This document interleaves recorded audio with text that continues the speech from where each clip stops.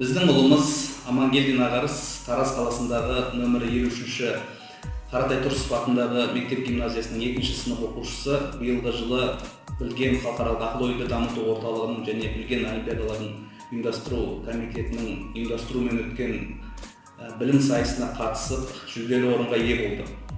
Бұл жетістік біздің отбасымыз үшін, біздің ұлымыз үшін үлкен дәреже деп білеміз. Және сол жетістікке жеткен үшін сондай керемет қызықты білім сайысын өткізген үшін Білген халықаралық ақыл-ойды дамыту орталығына отбасымыздың атынан зор алғысымызды білдіреміз. Және сіздердің алдағы уақытта да осы қазақстандық жеткіншектердің білімін шыңдауына өз тараптарыңыздан зор үлес қоса берулеріңізге тілек білдіреміз. Сіздерге зор рахмет.